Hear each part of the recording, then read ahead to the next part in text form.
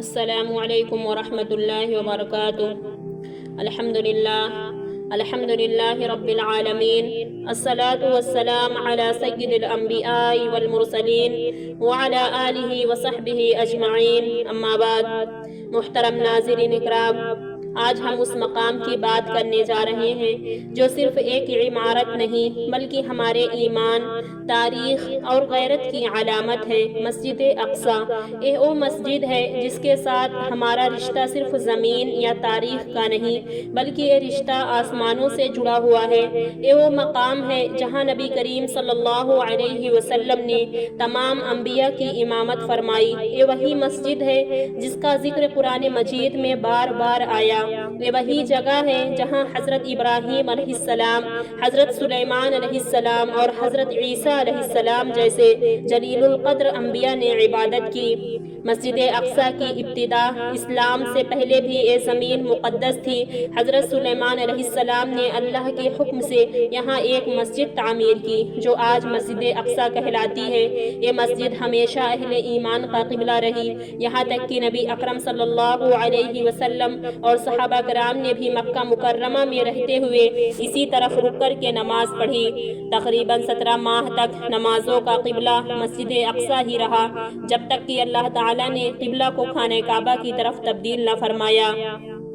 مسجد اقصی کی سب سے بڑی فضیلت واقعہ معراج سے جڑی ہے۔ جب رسول اللہ صلی اللہ علیہ وسلم کو آسمانوں کی سیر کرائی گئی تو سب سے پہلے آپ کو رات ہی رات مسجد حرام سے مسجد اقصی تک لے جایا گیا، جیسا کہ قرآن پاک میں ارشاد ہے، سبحان الذی اسری بعبدہ لیلا من المسجد الحرام الی المسجد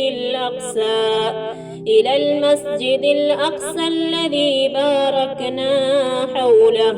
یہ وہی مقام ہے جہاں تمام انبیاء نے نبی کریم صلی اللہ علیہ وسلم کی اقتداء میں نماز ادا کی، اور پھر آپ صلی اللہ علیہ وسلم 7 آسمانوں کی جانب روانہ ہوئے۔ جب حضرت عمر بن خطاب رضی اللہ عنہ کے زمانے میں بیت المقدس فتح ہوا تو آپ خود وہاں تشریف لے گئے اور انتہائی سادگی کے ساتھ مسجد اقصی کی صفائی کی۔ بعد میں عبد الملک بن مروان اور ولید بن عبد الملک کے دور میں یہاں خوبصورت عمارات تعمیر ہوئیں، جن میں سنہری گل ہے۔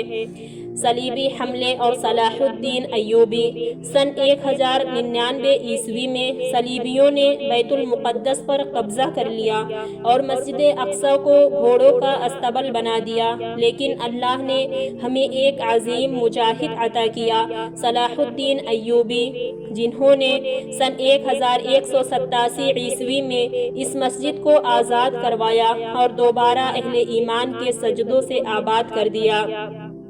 1948 عیسوی میں اسرائیل کے قیام کے بعد فلسطین کے ایک بڑے حصے پر قبضہ ہوا اور 1967 عیسوی میں اسرائیلی فوج نے بیت المقدس پر قبضہ کر لیا۔